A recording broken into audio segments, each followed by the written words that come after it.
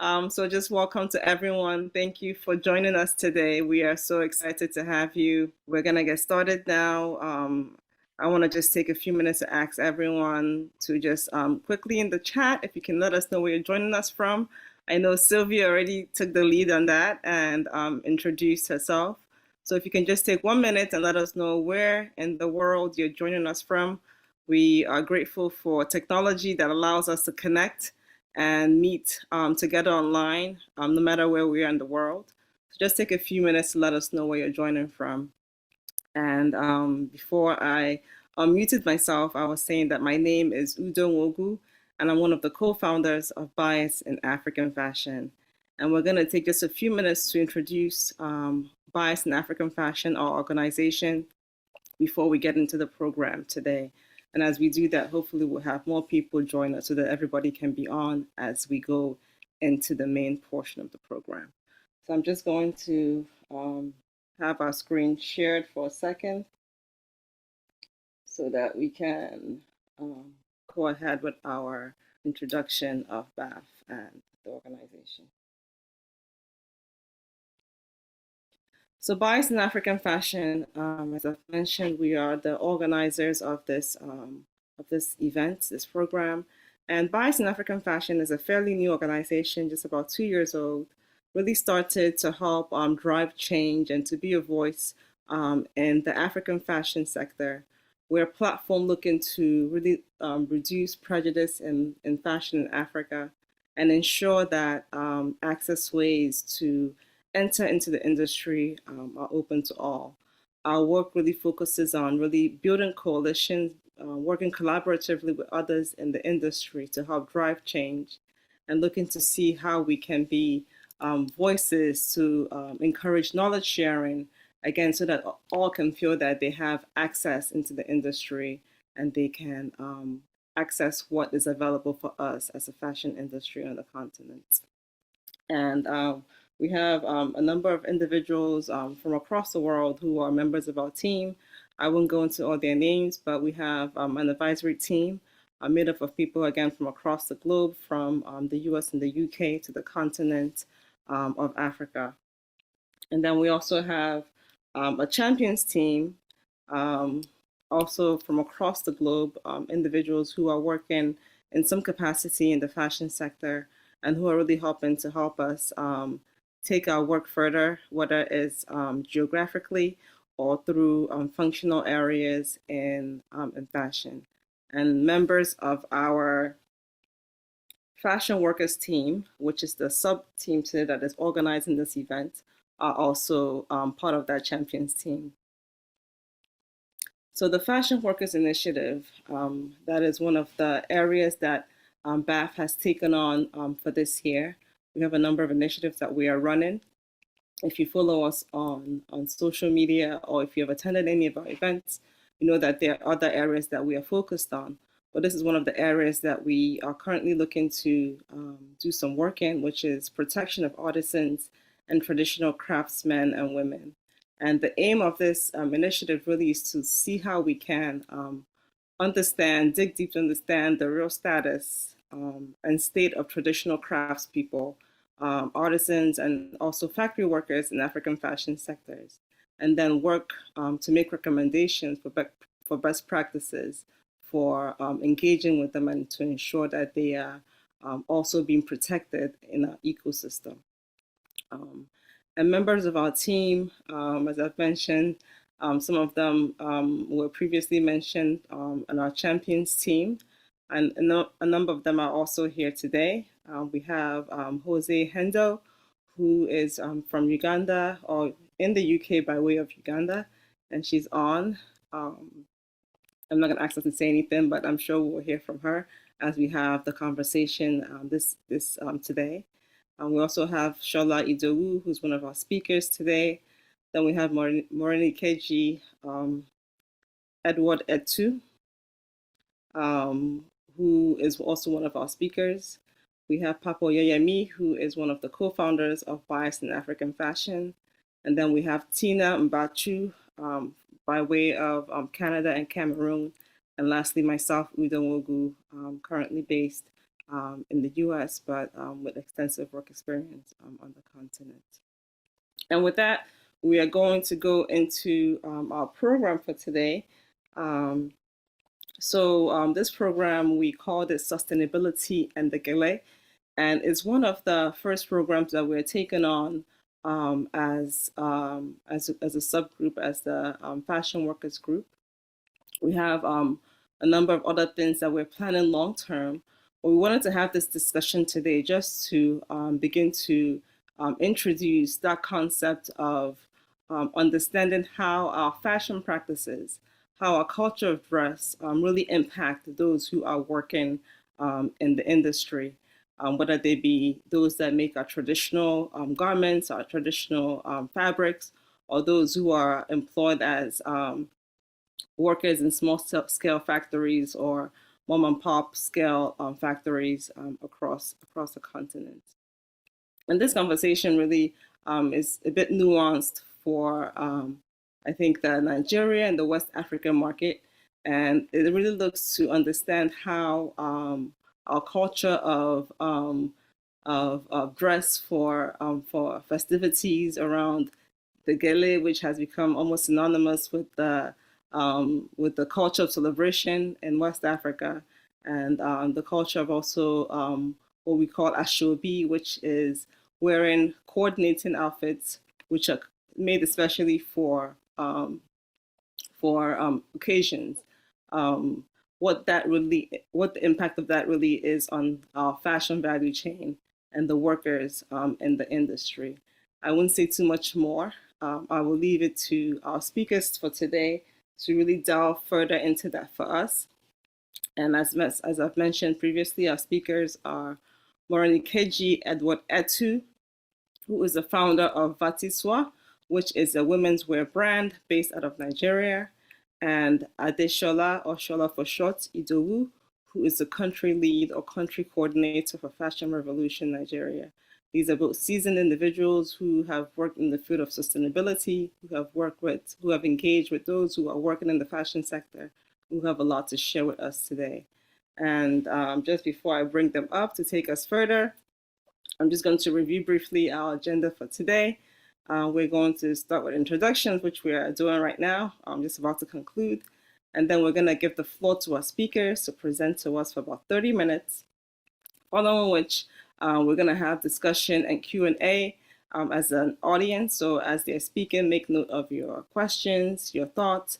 Feel free to also post them in the chat so that you don't forget them if you want, so that we can go back to them at the time of the discussion and Q&A.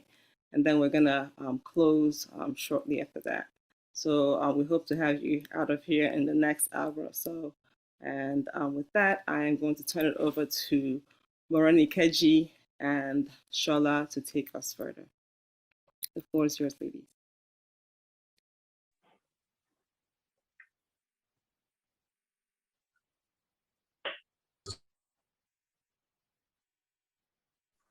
Hi, everyone. Hello. Hi, it's good to be here. Hi, Hi Shola. Hi, Jesse. Hi, Morenikeji. Yeah. Hi. Udochi, is it fine to turn on my video or? Yes, feel free, as long as I know sometimes the internet connection can be a bit wacky, but feel free. Weird. Yeah. Okay. Hopefully it doesn't interfere with it too much.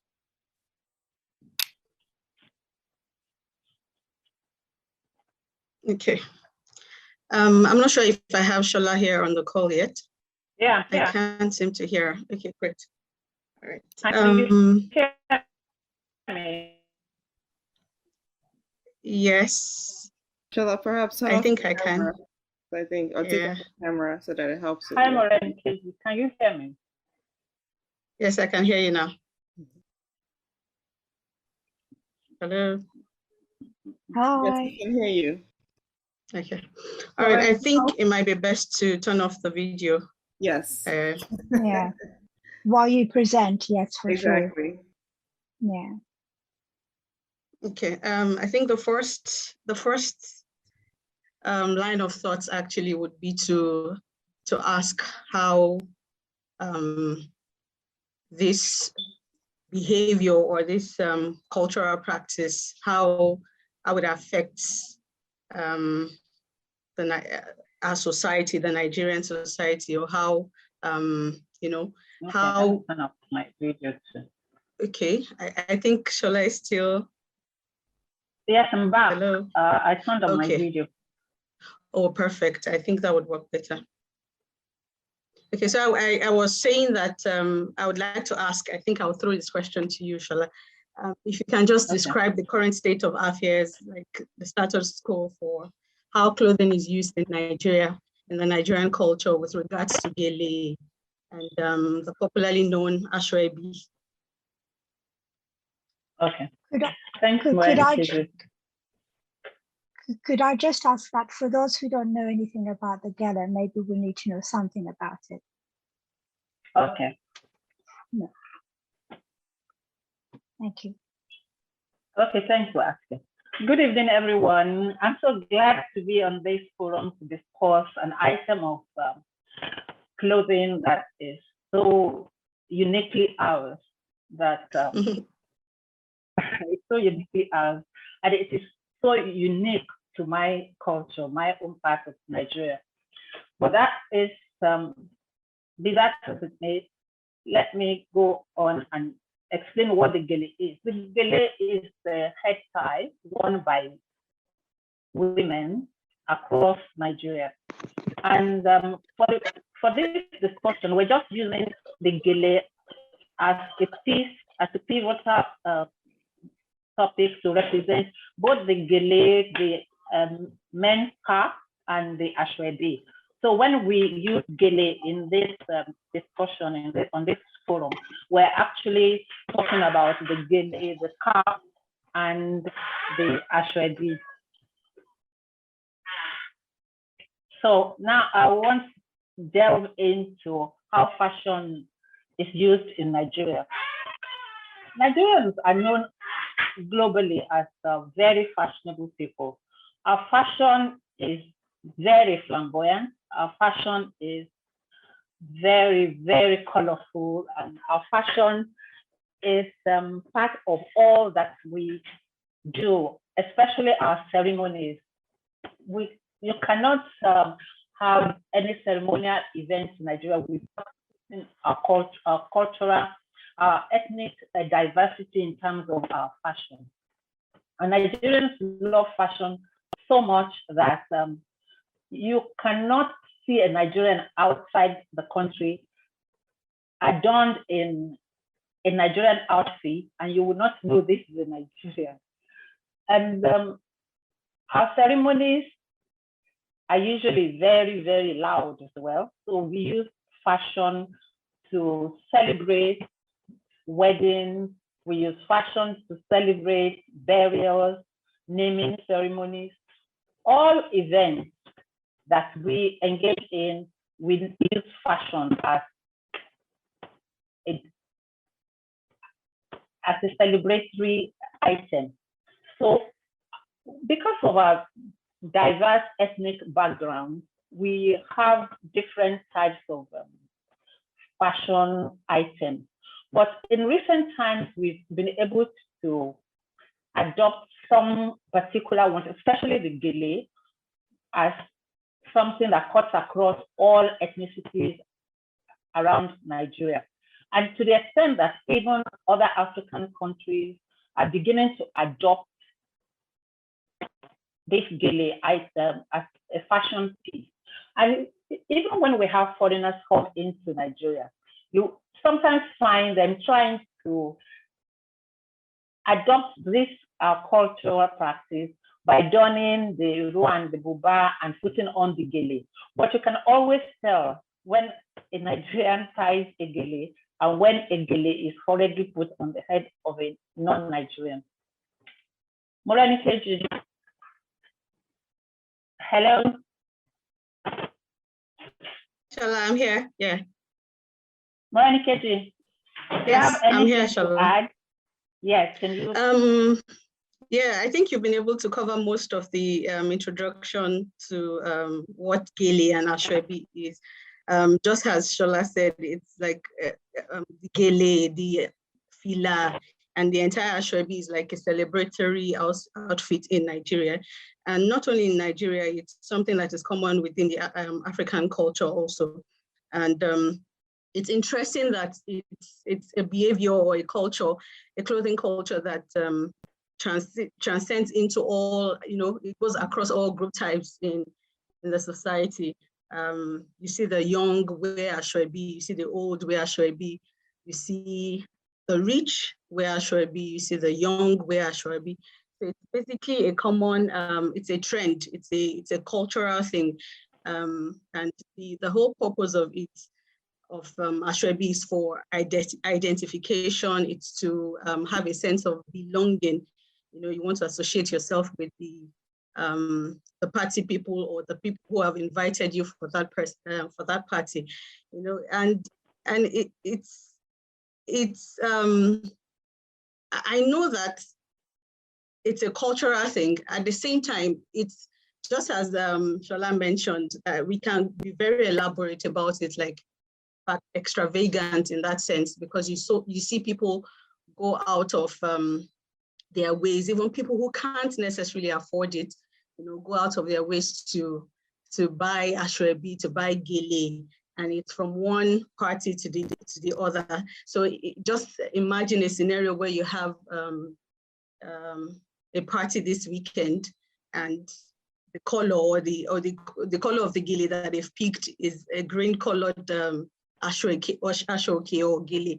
And then, okay, so you go to the tailor, you make that happen, your tailor gets it done for you. And then the next weekend, you have another party, and maybe the color or the Ashwebi they've picked this time around is pink.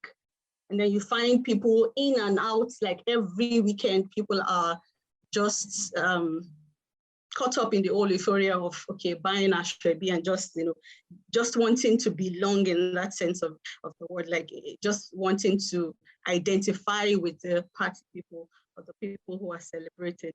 And apart from it being cultural now, okay, it's interesting to note, I think while I was researching on this, it's interesting to note that the whole idea of Ashwebi actually started from family members just wanting to sort of identify themselves, by wearing the same, like a uniform outfit. It was never something that went beyond the immediate family members. It was just maybe, nuclear or maybe a few extended family. But nowadays, what you see is people, even friends, like, and then there are different categories of Ashwebi. You see some people wear the high grade one. You see some other people wear the less expensive ones. And nowadays, it's just like a social status thing. And then you see people, you see a situation where if you are not wearing a Gele, or if you're not wearing the Gele they've selected or the Ashwebi, you are not treated in a particular way. You're not treated in a, you're just seen as, okay, maybe somebody who just attended the party. In fact, it's possible for you not to even get souvenirs, like gifts that they give out at the party. So it's interesting how this culture actually transcends all group types, financial status, whatsoever it is, like all the group types, actually. You just see it has become something that, for a lack of better word, I would say a stronghold, so to speak. Like everybody just gets on the bandwagon, and everybody does it week in, week out, new styles, new laces, new fabrics, new Gele, and it just never stops, really. And what you find happening is that a lot of people, a lot of ladies in particular, have their wardrobes filled with outfits, Ashwebi styles, different things in their, styles, different colors and all that, different materials in their wardrobes that they haven't worn in a long while, which, brings us to the whole point of sustainability and how this affects, how these actions, how they affect the earth in that sense, and how eventually what's going to happen is that you would trash those clothes. If you're unable to trash it, maybe you find somebody that you give it to. you know, but the end point, or the where you end up finding this outfit or this clothing, these clothing items, is likely in the waste. And most of these fabrics are not even what's the word now? It cannot be broken down by the earth. So it's so it's quite interesting. Yeah, Shola. Okay, thanks for engaging. You really said so much on the Gele, the Ashwebi, and all that. Because we have some people on this forum who will be wondering, how come something that is just used for ceremonial events, how come it has become so problematic? I think I need to explain further that our parties are so many. We have parties almost every day, and each party gets a new, actually a new gele, a new cap for the men. And prior to this time, like Moren Keji said, it used to be something that the family members take and wear, so that when you arrive at the party, somebody will just know, okay, these are the celebrants. But it's gone beyond that. And I want to quickly explain one aspect of it that needs to be talked about. The Ashwebi thing has suddenly become a way for the celebrants to supplement for the people who are coming to the party, to help offset some of the cost of the party. So if you take the Ashwebi, and the Ashwebi, the price is usually inflated, and for all your effort to get a kind of gift at the party, or sometimes gifts is sent ahead of the party. But the problem here is that these gifts are usually items that you really don't need, and you probably would have just paid the collection price for the Ashwebi and just not get any gift. And aside that, now you find people using it to show solidarity at the party. Like, instead of you just even buying your own Ashwebi, like the celebrant gives you yours, you are expected to bring your own friends, your own circle of friends to the party. So instead of, if I'll give an example, if my friend is having a party, instead of giving me just one piece of gele, she probably would give me like 10, so that I share amongst my friends. And the whole circle continues, because when they are having their parties, they'll give me the same Ashwebi to give to the person who had invited them to his or her own party too. So we begin to spread a cultural practice that is so highly unsustainable, because it means then that almost every week you owe somebody the obligation of buying one Ashwebi. On one hand, well, some people will see it as a driver of our economy. I mean, there's economic going around, but it is interesting to note that most of these items are actually not locally made items. We do not use the Ashoke Gele anymore. We do not use the Ashwebi Ankara that is made in Nigeria, because the capacity to produce is very low, and there's a preference for the cheaper quality, lower price versions that come in from China. So when we have this so much material coming in from China, we have so much of gifts coming in from China to be distributed, it is really, really wreaking havoc on our economy. It is polluting our environment, because most of these items are actually plastic. The gele is usually made of some stiff fabric that is polyester based, that is oil based, that is not biodegradable. The Ashoke head tie has more or less gone out of use, because woven fabric takes a lot of time.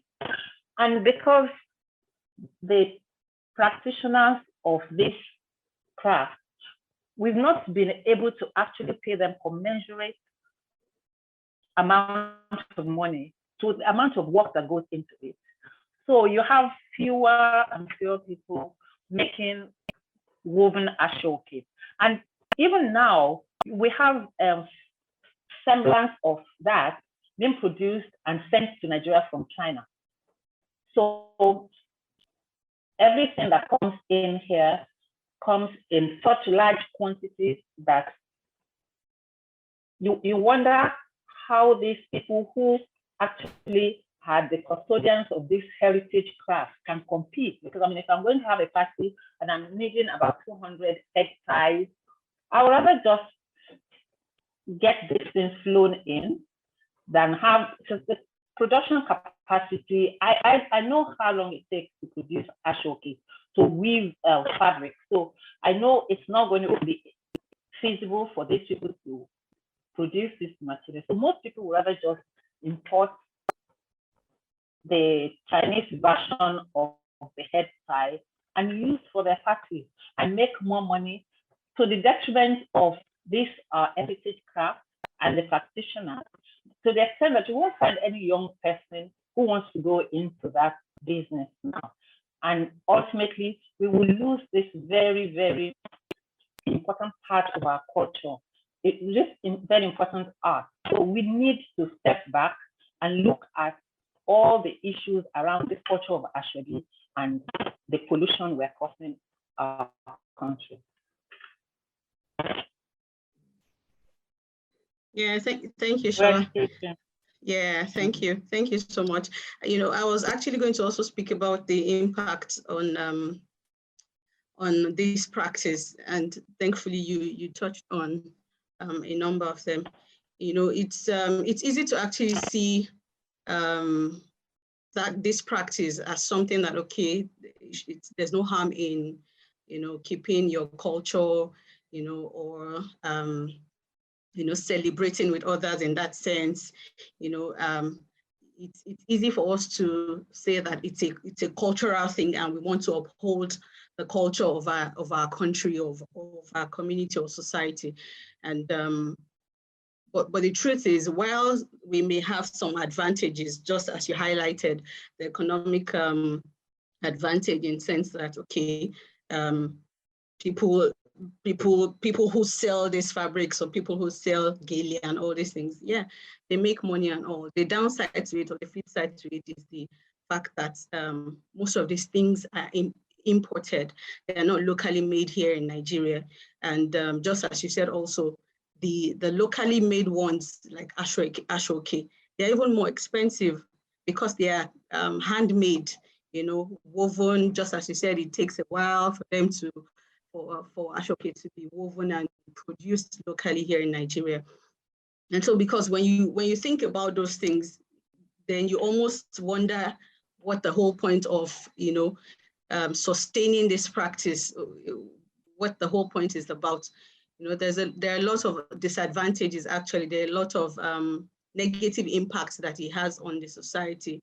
The impact also that it has on fashion workers. Rightly said, the artisans don't receive commensurate payment. You know, most of these weavers are not even based in the cities. Most of them reside in these local places where they don't even know the actual value, in that sense, of what they are giving, what they are making. And even if they did, who is willing to pay them you know, a fair wage for their efforts or for their craft, you know? And it's for me, now this is me being personal, you know, for me, I would rather see a case where the importation of these things are banned completely, and then we focus on promoting the indigenous fabrics that we have, apart from ashoke, which is known to the Yoruba culture. There are a whole lot of other cultural fabrics or ethnic fabrics, you know, available even across the tribes in Nigeria. So why don't we promote the production or the manufacturing of these things.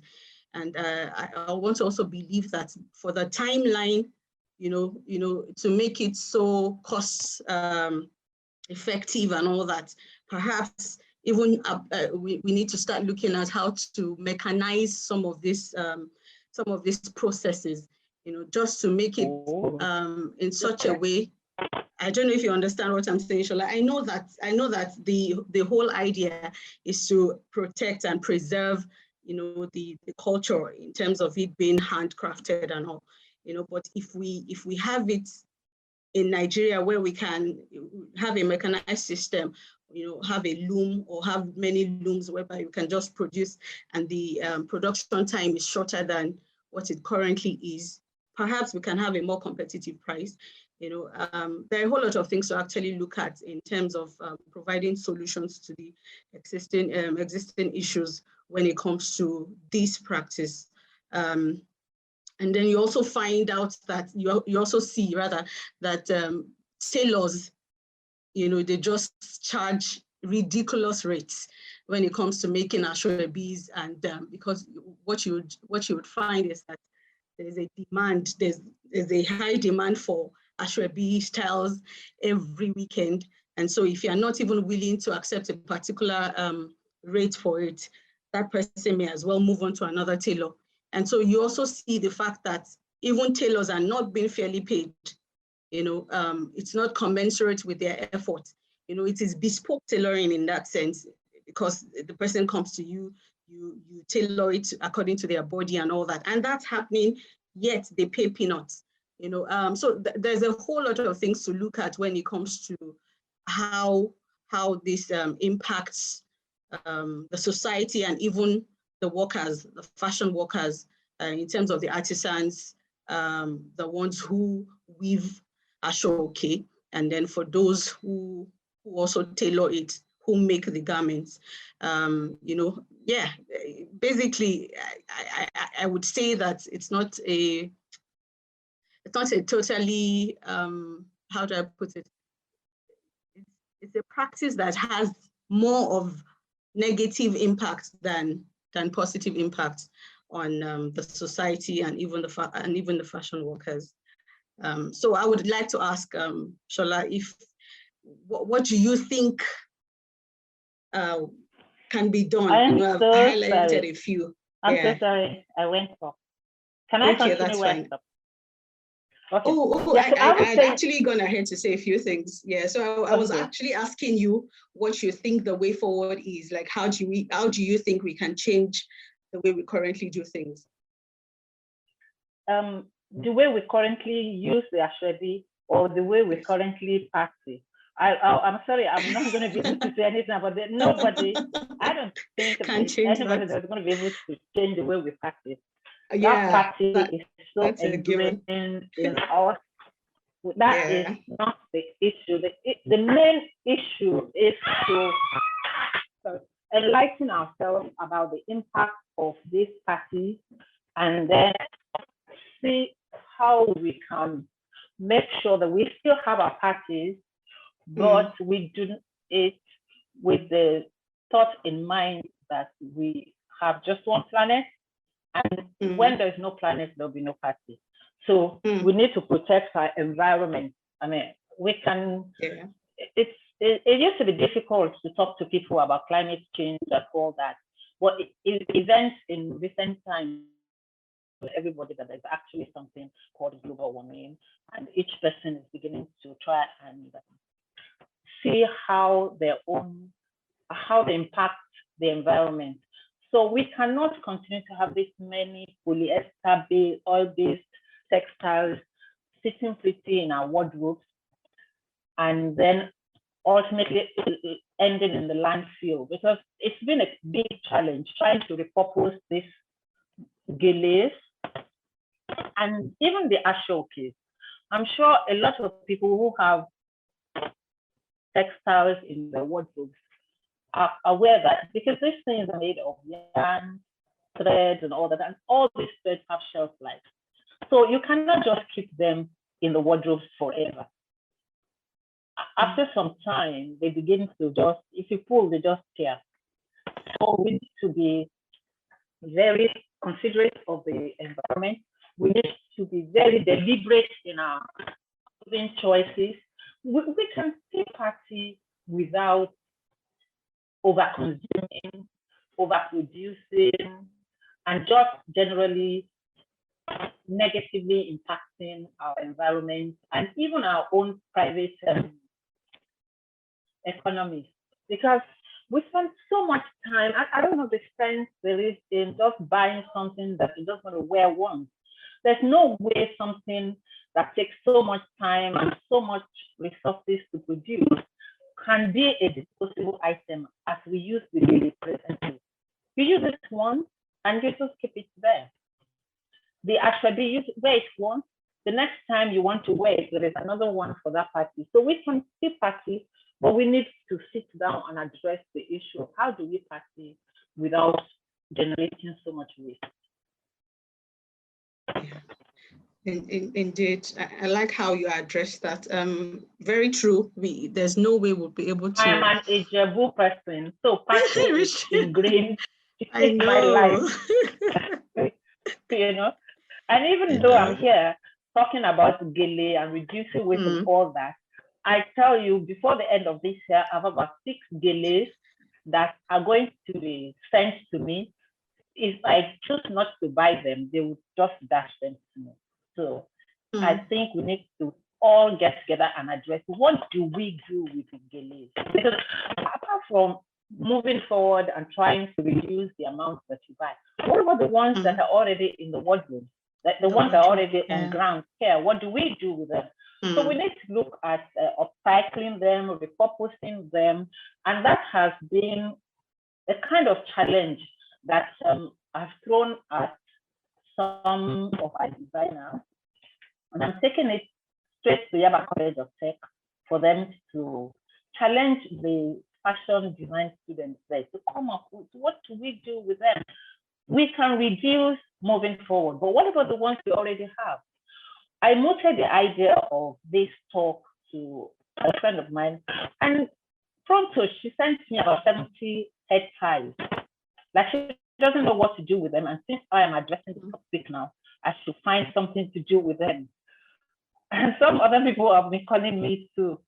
So we really need to figure out what do we do with the babies that are sitting in people's wardrobes? What do we do with them? Yeah.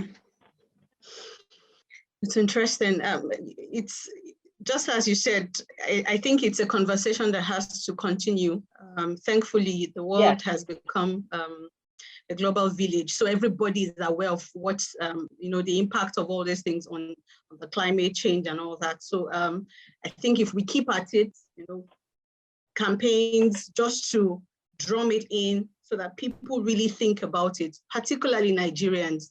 Because we get so caught up in the euphoria of partying and just having fun, as the happy people that we are, we just want to have fun and just, and another thing that I would like to also say is party people, like people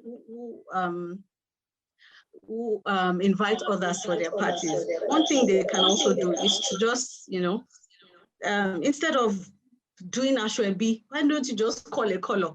Just say, okay, if you have this color, have a color themed party, as opposed to, calling Ashwebi and giving exorbitant rates for it.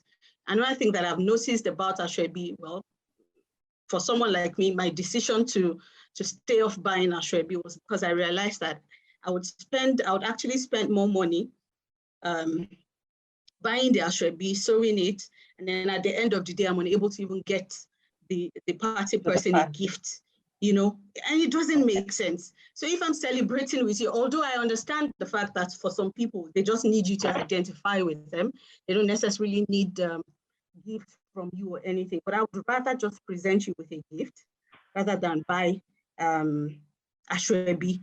So if we have color themed parties, I think that would work. And just as you said, also the existing ones, the ones that we have in our wardrobes, what can we do? I like how you spoke about what you want to do now with Yaba technology. I think if we have more people come up with initiatives like project-based initiatives to upcycle, to recycle, to restyle, repurpose, and all these things, and just have these things come up as frequently as necessary, you would, just as your friend did, you would realize that there are a lot of people who want to get rid of what they currently have in their wardrobes, and that way we can actually create. I remember there was this thing that an initiative that Tyler Housefly's Lagos Fashion Week had. I think that was 2019, Green Access, where there were some designers that were hand-chosen, selected, and they were to repurpose things. I remember seeing denim used, old denim used and all that. So we can, there was this particular brand, Labake Lagos, that did something with bags, with tote bags with Gele, damask. I don't know if you remember the damask Gele, because it was quite popular at some point.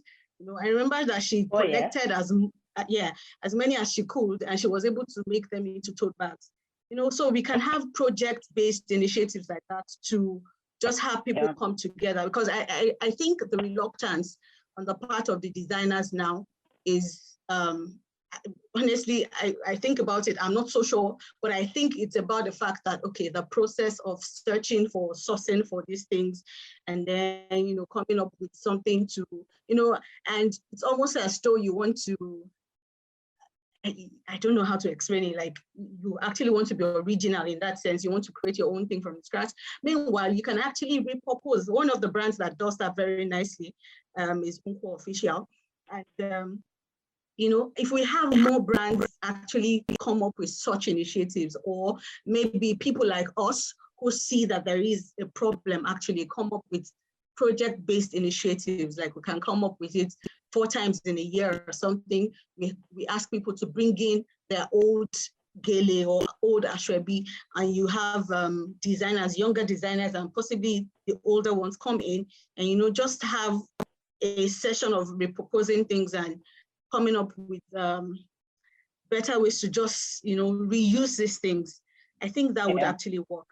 And then on the side of the rates at which, the fee regulations, I think there can be fee regulations also in terms of the fashion workers, particularly tailors.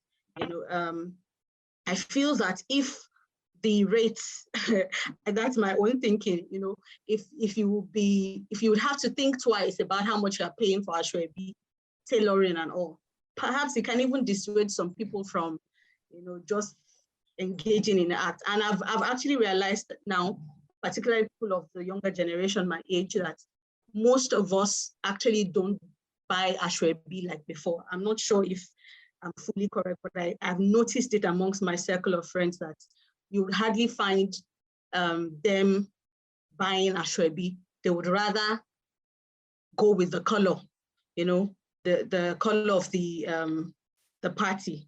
I think if we have such things come up more, and more people being more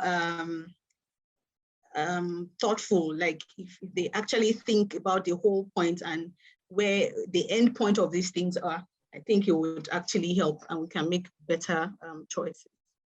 Okay, so I think, Shola, if I may say, yes, if I may say, I think we both agree that there's a need for change, right?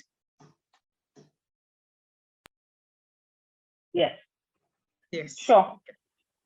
There's a need for change, but before you go on, let me just add this, because somebody sent me a message and said I must say this, that it's not all bad for the Gele, for the Ashwebi. It has its own positive side too.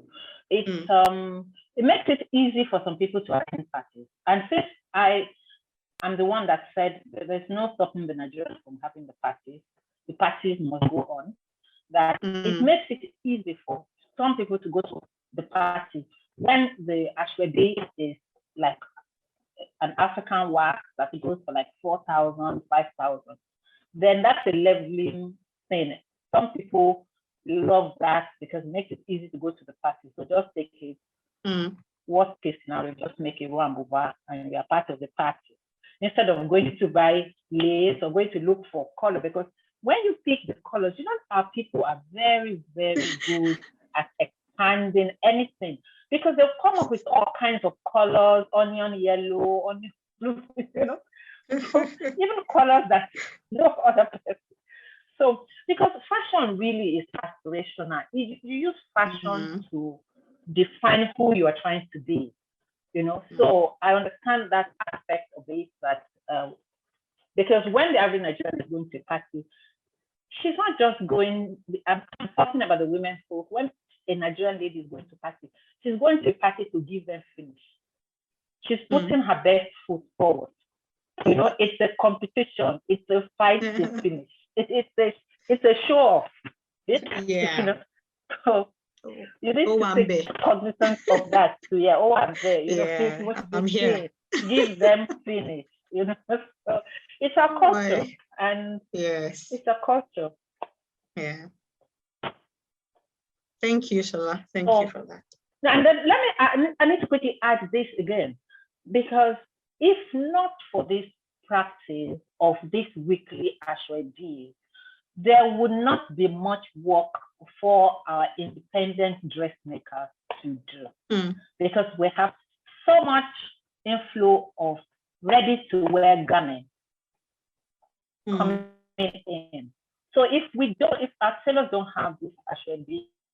Hold on, before you go ahead, let me go ahead and formally open it up now for us to take questions and comments from the audience. Mona, is that okay? That's fine. Thank you. And Flo, you can go ahead and ask your question. But I see that Linda's hand is also up. Actually, let's take Linda first, if she's still there. I see she put her hand up first. After we take Linda, then we'll take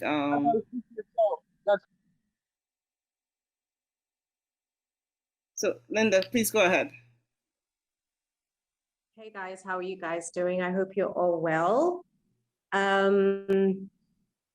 Udochi, so lovely to see you again after a very long while, and always looking lovely as ever.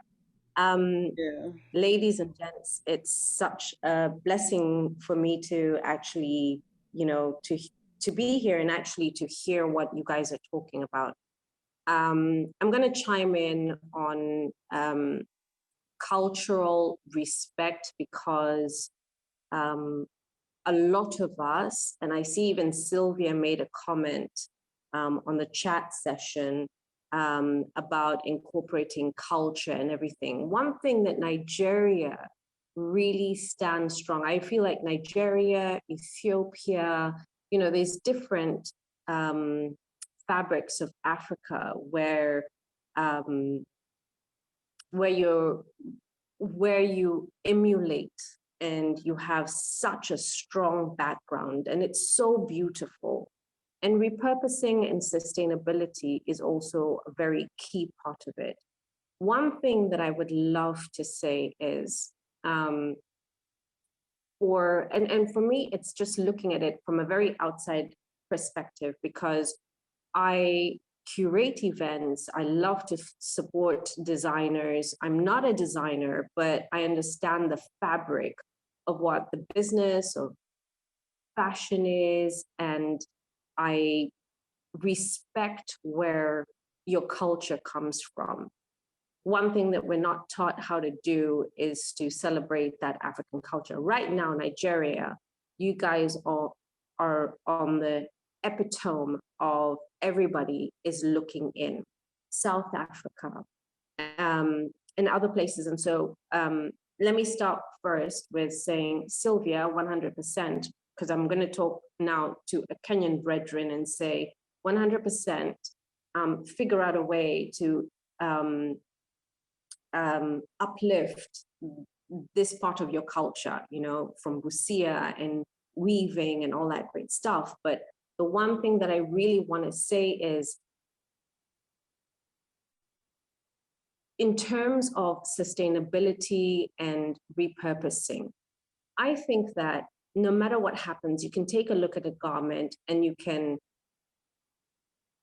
re-energize it into what the future needs to be. Very hard to say, very easy to say, and very hard to do. But it also starts with us appreciating the people who are at the back end because, and I say this because when we do beadwork and weaving and everything, the guys at the bottom get the least amount of money. And it's something that we must protect. You know, something has to go back into the society to uplift them, to allow us to continue to culturally uplift our cultures. And I say African cultures. I'm not just going to keep it to Nigerian culture. A lot of respect for that, you know, because when you guys show up, you show up and you show out, you know. And it is one thing that I would love for Kenya to do. You know, it is the epitome of how do we sustain, how do we promote, how do we engage, but we also have to protect the people who make the designers who they are. We forget, you know, when there's a lady who said that the tailors charge a heck of a lot of money. That is time, that is patience, that is handwork. We create it. So you guys create the designs. Like I said, I'm not a designer, but you guys create the designs, which is amazing. And you know what intricate details that you want with it. But remember, it takes hours upon hours upon hours to get your final detail. So even when you're repurposing, maybe it's not even repurposing for, you know, to rechange the design, it's repurposing maybe a cut, a look, a feel. Maybe you've added something to it that just energizes and promotes a message of a here and now in terms of how we're seen as Africa going forward. I don't know if that makes any sense, but mine is the epitome of, or the epitome of making sure that we protect the fabric of the culture, because the ones who are weaving, the ones who are beading, the ones who are sewing are the ones who are really pushing a brand. They're the ones who make the brand the brand. They're the ones who create the cut. So for you guys, you have all these beautiful elements, right? It's just about maybe even telling the story about the background of the garment that somebody is wearing, which is why it's always stolen from us. Somebody is always stealing it because they see it, they love it, and then they hold it onto them and they take it, and then it's on a Paris runway show. You know, it's like the boo-boo, and they're like, and ask, you know, everyone's just like, that's what our parents wear at home, you know, and somebody's taken their own fabric and put it, and it's on the runway, and everybody's paying $1,500, and you're like, that is not okay. It's like in Ethiopia, they do the same thing. They take away something. Alexander McQueen did the same thing. I'm not here to bash anyone, but I'm also just like, we need to tell our stories, and we need to tell them with a cause and a mission, the reasons why, and why we're always going to hone into our culture. It is important as Africans that we tell the story and celebrate it, not rechange it. We could repurpose it. It's fine to repurpose it. It's fine to redesign it. It's fine to give it the funk, you know, but it is important for people to understand where it came from. Don't just come and take it and then just walk away. So me being in Bison,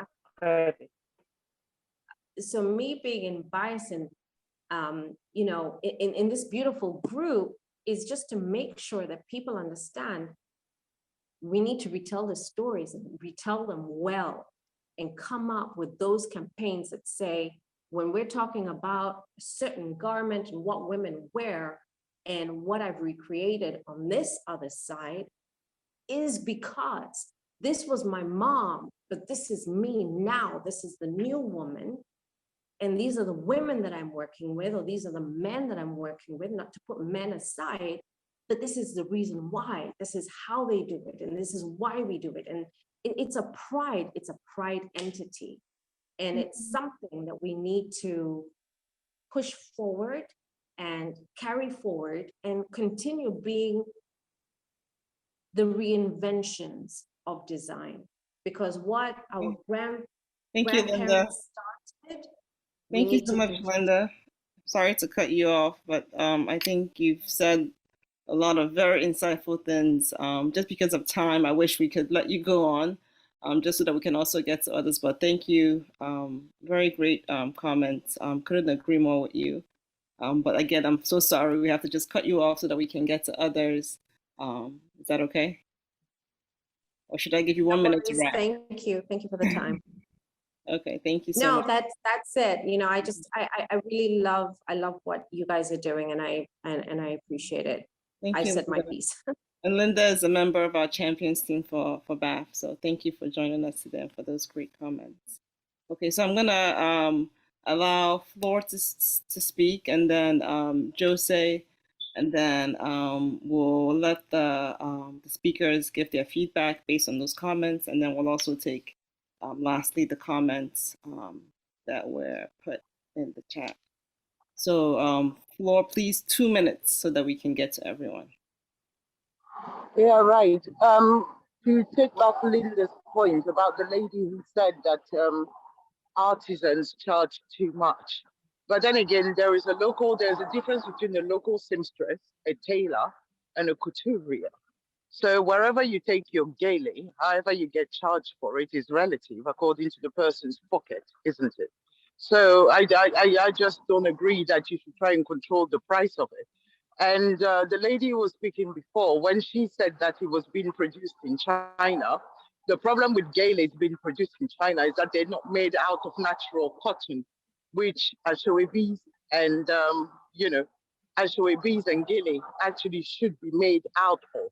They're actually made out of polysynthetic material, which is actually a risk to life if he ever catches fire. So why don't you just, Nigeria recently has been, the government has been banning certain items from importation into the country. So why don't you include the Gele and the Ashwebi and the so-called wax cloth from China into it? That's it. Thank you, Floor. So I'll let Jose speak, and after she speaks, then I'll let the speakers respond to all the comments that have come forth. Please go ahead, Jose. Thank you, Udo. Thank you. Good evening, everyone. Thank you for making time to be here today. I'm quite excited about this because it's about sustainability, which always excites me. The speakers have elaborated quite clearly and very well the Gele, the beauty of it, and all the accessories that are attached to it, and why it's important, its place in history, and the dress, the Nigerian dress, and the fact that it's spread beyond the borders. And I like that because I am quite excited by it myself, being a maker. And most importantly, one of the things I picked up on was the fact that the China thing, the fact that most fabrics are coming through from China and the folds attached to them. I won't go repeating all of this, but my concern is this is a story that's repeated across Africa, where China has come in with cheap and very badly produced products and affects the local production. People can't produce the way they normally do, take over the market and leave all their badly produced products behind, making a mess in Africa. So this is something that has got to go beyond the makers. It's got to go to the government. And I don't get involved in politics, but I can't see how else this can be affected. So that's something quite serious across Africa. And I won't go into the detail of it, but it's something repeated in every single country where China has come to do business in Africa, whether they're there physically or they're buying and sending goods there. One thing. So the other thing that I was looking at was how the important thing about looking at this is the not being very mindful about the crafts and skills, the traditional crafts and skills, and making sure that we don't lose these. And I find myself in the same position because I work with an ancient African cloth that's very unique to Uganda, bark cloth. And the makers have been keeping this tradition alive for more than 700 years. Now, to lose these skills would be a problem because it's a historical and quite unique thing that we have happening there. And to lose some of these things would be quite detrimental to our history and to the future of our communities. So I think it's important to keep in mind that these traditions have to be kept alive. And that's one of the reasons why I joined this particular group, because for me, working with these Indigenous people that have been doing these things for centuries is important. So that's another big discussion that we need to have. We can't exhaust that today, but we need to keep that in mind. Protecting these crafts and skills is paramount. It's important, and we should keep that in mind. So how do we then use whatever is being mass produced in the Gele type of thing? Upcycling, that's one of my favorite things to do. When you have too much of something that's been produced, upcycling is very important. And this is where one of the speakers was saying, what do we do? Now, I do upcycle. My current collection, past, present, and future, covers these particular things. How do you repurpose things? And we can do it on a grand scale to make a statement and have an exhibition about it. So get all the designers here involved, do something quite dramatic and make a statement. Because unless you start making statements and getting people to stop and look at the spectacle, but understand there's a story behind it, we won't get far. Create something, get people talking about it, and then get people moving in one direction or many directions, but in a positive way. That's one thing. So keep that in mind, Udo. That's another one for you there. And then one of the things that I think it's Linda who talked about was being able to support these people who've been keeping this. I'm going back to the crafts and skills, because I think when you are creative, you know your product comes from somewhere. This is all about sustainability. You have to know where your product comes from, who makes it, what their lives are like, the ethical side of things, how their lives being impacted by the work that you do. What you make, does what you make really impact them in a positive way? That's what you have to look at. Do you make sure that their lives are getting better because you're working with them? Are their stories told or carried through your work? That is important. I make sure I try to do this because I started a Back to the Roots initiative that engages the people that I get my cloth from to make sure that their lives are getting better and their stories are heard through my work. So when you kind of keep these connections there, it helps you keep their voices and keep their efforts, worthwhile. I think that's it. Thank you so much. Thank you. Thank you, Jose. Great insight, great thoughts as well. At this time, I would like to have Morenike G and Shola give any feedback on what has been said. Then after that, we'll take, I think Sylvia is the last person that had a comment in the chat that we haven't addressed. We can read that comment and then wrap up from there. Okay, thanks, Odochi. I think I just want to address, or rather, I want to say what Jose said, the suggestions to give in terms of creating a big deal, out of all these projects, recycling projects or upcycling projects. It's what I was referring to when I said make it project-based initiatives. Come together, make a noise about it, tell a story around it, and that way we're able to preserve our culture and our heritage. And that's that's one of the ways we can actually just mitigate this situation or this challenge that we have. One major way to actually just, to solve the entire problem would be for the ban of the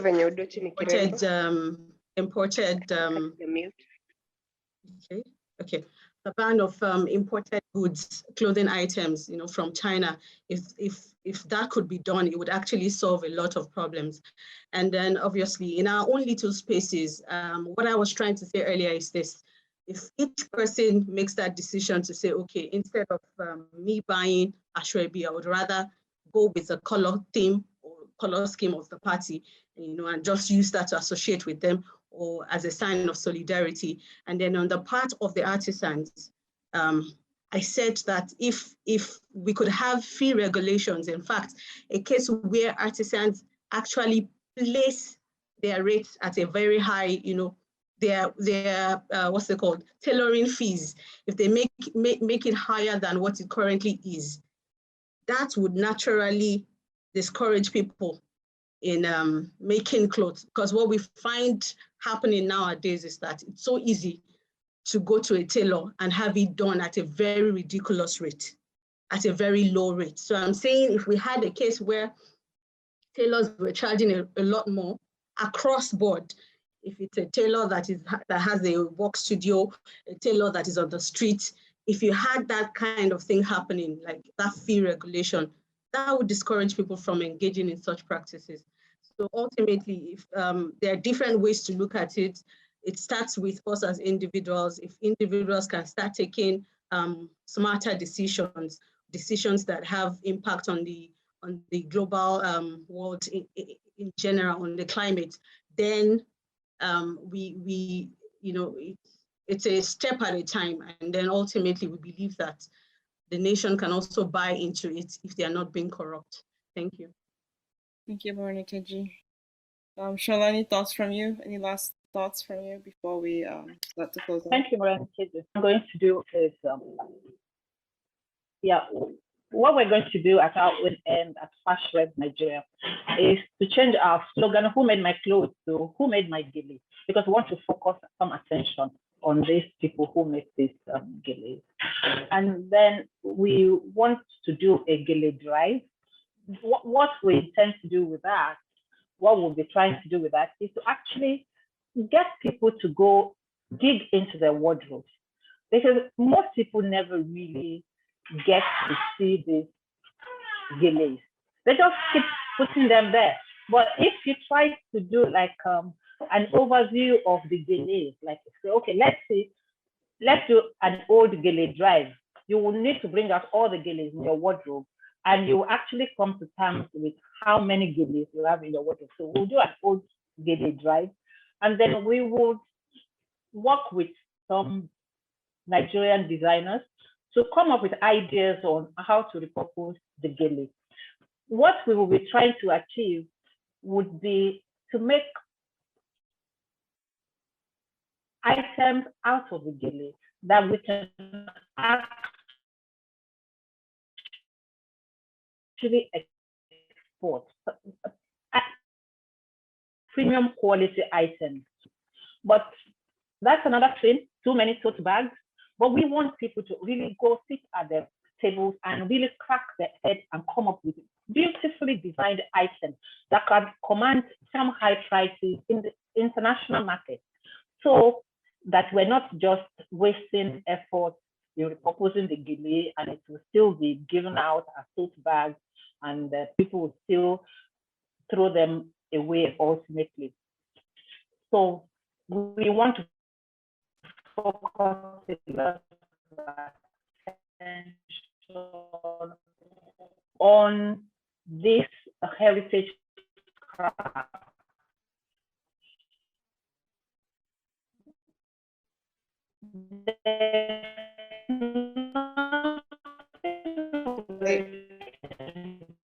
About the import, they will always be there. The gele that is not Shola, your internet seems to be breaking down a bit. Shala. Okay. So we don't make it impact, where we can make impact, where we can control is where we would put our effort. And that's on the local village. The woman in and out. Okay, I think we lost her. Can everyone hear me still? Okay. Did you hear all that I said, Udo? No, I don't believe we got it all. Okay. How much of it did you get? I think we lost the part about exporting. From there, that's when we kind of got caught Okay, yes, I was talking about making premium items. That when we try to repurpose the old geles that we collect, we will try and ensure that the items that are made out of them are not items that are going to be thrown away ultimately. So there'll be premium quality items that can command some premium prices in the international market, even locally, you know, because there is too much of repurposing one item into another item that is of a lower quality. We want to upcycle the geles. Great. Thank you so much.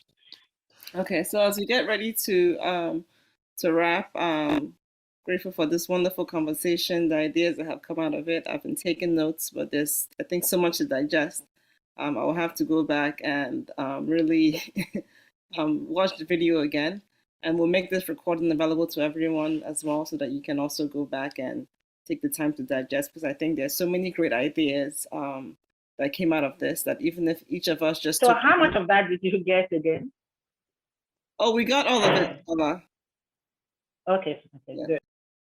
So even if even if each of us just took one of these ideas that have come out of it, I think there's enough to do for each and every one of us here. But before we close out, I'm just going to really quickly the few comments that are, I guess, still a bit unaddressed.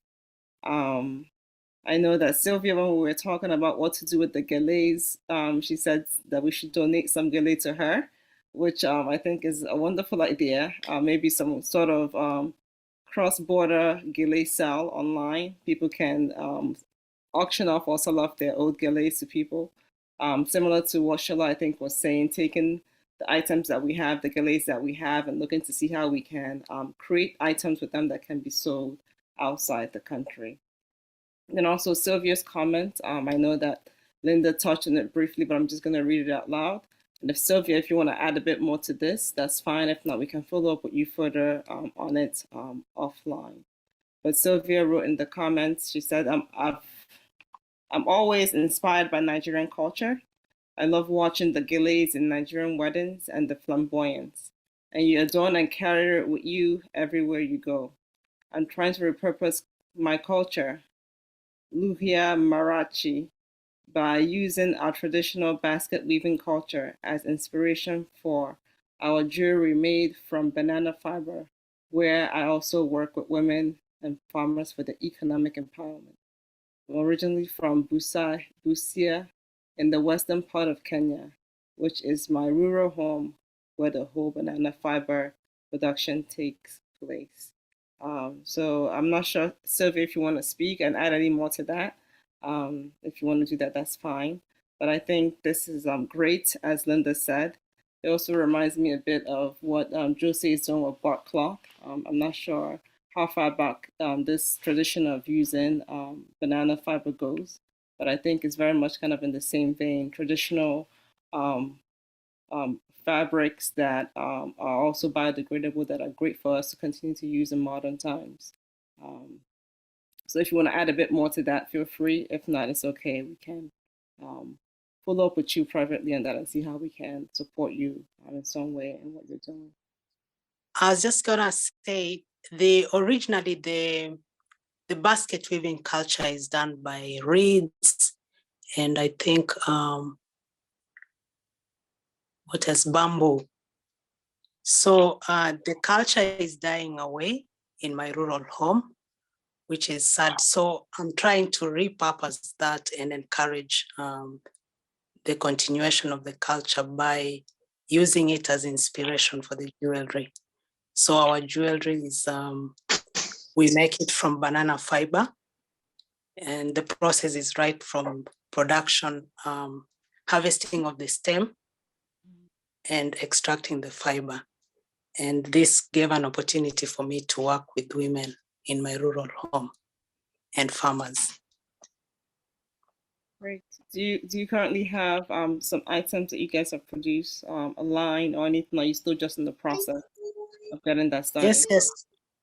Yes, I can share my Instagram maybe for you to have a look. Please do that, yes, and we can follow up further with you and see how we can even maybe support you and what. So thank you so much for that. So as she posts her Instagram handle, I'm gonna officially bring this point of this segment of our discussion of the program to a close. We're gonna go into just closing a few words from co-founder of BAF, Papo Yayemi, as he just closes us out. And Papa, the floor is open to you. Okay. All right. Thank you so much, everyone, for joining today. Thank you to our speakers, Morenikeji and Shola. Thank you so much. That was very, very insightful. And thank you to everybody that actually contributed in sending in their questions in by typing or even speaking regarding this particular topic that we're talking about, that we spoke about today. From personal experience, I know very well that my mom has so many of these Geles. And in the past, I've tried to work with them. I can remember when my brother was 5 years old, I used all the ashwebis that they used for my grandma's funeral, and the Geles and every other thing that I could get for my mom's wardrobe without getting her totally upset. Of course, they were upset about me using that to make shoes and to make bags for a new collection that I showed that year. And they only found out at the exhibition that I actually didn't. I actually converted my ashwebi to shoes and everything like that. But it was too late for them to say anything, because they wouldn't have never allowed me to do that if I had told them that was what I was going to use all those materials from, or if I was going to take anything from my wardrobe and things like that she has not used for how many years now. So I think it's very, very important for us to, for the designers or even for the younger generations to be trained or to be taught or to be shown or to know that it is actually very okay for them to think beyond the borders of how traditionally we wear these items and how we can actually move them into a more experimental space, and also what we think that the future people or the people of the future would appreciate, and how we can reduce the impact that these materials and productions and excessive of them are currently creating. So yeah, this was really, really nice meeting for me. So thank you everyone for joining. Like I said earlier, as we're close to this chapter of another of our initiatives that we're currently working on, we have a couple of other things that are lined up for November, which is the Fashion Tech Meetup, Financing Fashion Seminar, and Bar Fashion Pro Bono Legal Network launch. We'll be letting out more information on this particular topics, and hopefully you will be able to join and be with us on while we're doing any of those. We initially plan to have like a BAF retailers initiative, which, to be honest, we are trying to make like a really how would I say, it's like a sudden decision to put it on hold indefinitely, because to be able to to make sure that we're actually getting the best out of it. Right now, we do not have so much materials to be able to go for the event. So the one that we planned for this weekend, which is the 15th, which is what you can see right now, we are currently putting on hold to garner more support and everything that we need to get from the right retailers and the people to attend and whatnot, so that it's, because I personally believe that the retailers initiative is actually a very powerful one, and it's not one that we can just have just conversations on, but rather make sure that the conversations are actually driving into something that will be more of benefit to the people that join the brands or even the retailers themselves, and they can pick people that they can actually work with. And also we are also trying to use this particular retailers initiative to start a new initiative that we have with people people like in-house. First of all, for example, in-house sponsorship of all our events, so we could have personal or brand or collective sponsorship of a particular event. For the retailers events, I decided to let Maxiviv take the lead on that, but so that we can have more reach with whatever initiatives that we're having in terms of publicity and every other resources that are necessary for those kind of things.